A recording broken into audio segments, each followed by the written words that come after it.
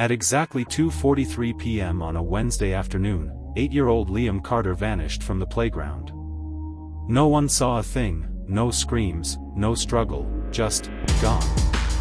His mother, Rachel, was just steps away, tying her shoe. She looked up, and he was gone. The police were called, Amber Alerts were triggered, the town of Eastbrook went into panic mode. But then, just 3 hours later, a single envelope was found in Rachel's mailbox. Inside it was a note that turned the entire case upside down.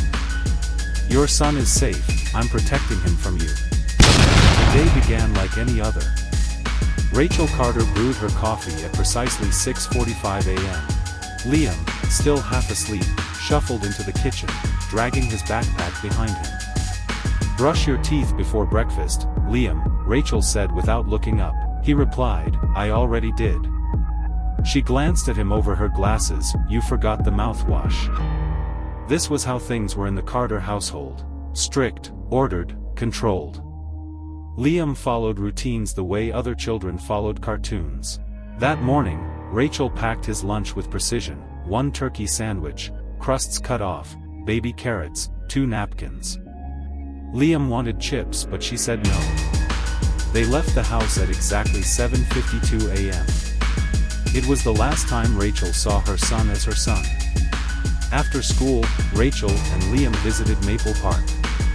It was her routine, 15 minutes of unstructured play before homework. She allowed exactly 1 juice box and 1 round on the monkey bars. Rachel took a seat on the bench near the swings. She pulled out her phone and started replying to emails, school policy disputes, a mother complaining about cafeteria snacks. Life's chaos filtered into her inbox. Liam ran across the grass. He laughed as he raced 2 other boys. He climbed, swung, jumped. Rachel bent down to tie her shoelace. Few seconds. That's all it took. When she looked up, Liam was gone. Rachel screamed his name. Once, then again, her voice cracked. Within 5 minutes, the playground was in chaos, mothers shouting, children crying. A police cruiser arrived at 3:12 p.m.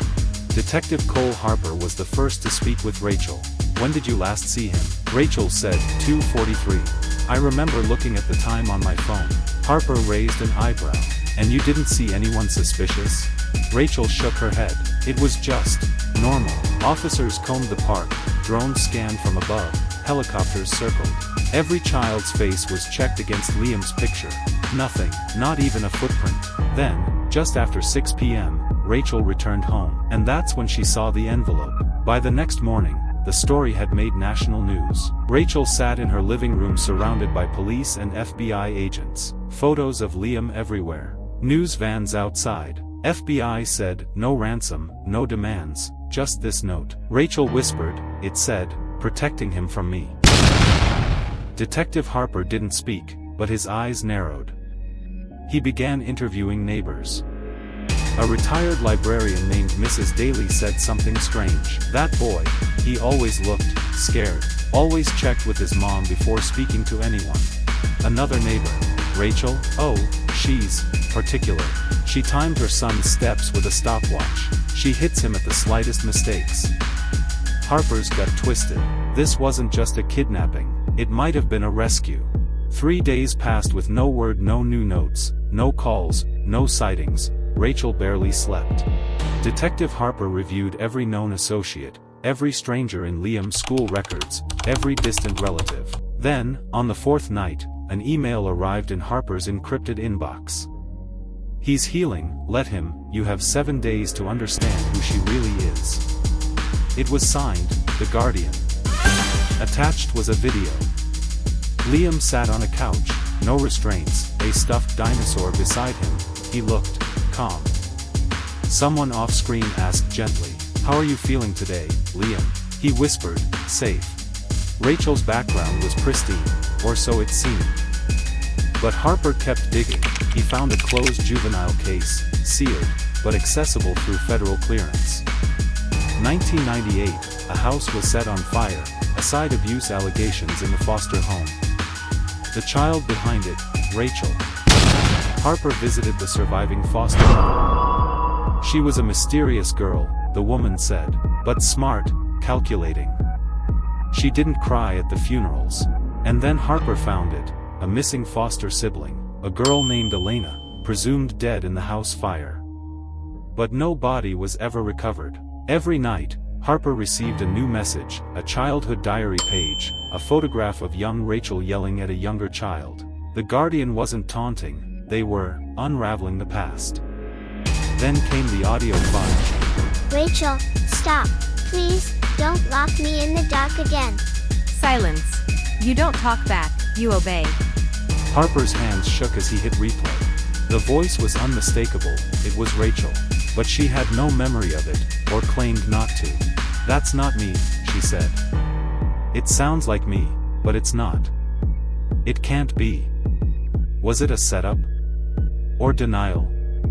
Harper wasn't sure anymore. He only knew one thing: the Guardian knew Rachel better than she knew herself. Harper made a call. He released partial details to the media. He hoped the Guardian was watching. 3 days later, a burner phone rang in his office. A distorted voice answered. "Bring Rachel, alone, midnight, the old train station." Harper had no guarantee it wasn't a trap, but he had no choice. At 11:59 p.m., Harper and Rachel stepped into the shadows of Eastbrook Station. The wind whistled through rusted rails, a single light flickered. Then, footsteps. A hooded figure emerged. Rachel gasped. Elena.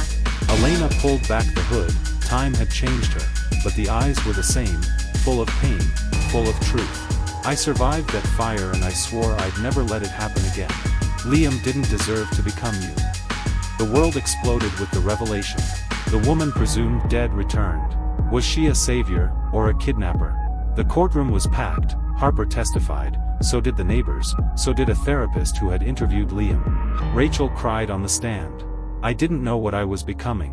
Liam, through a child advocate, shared his statement.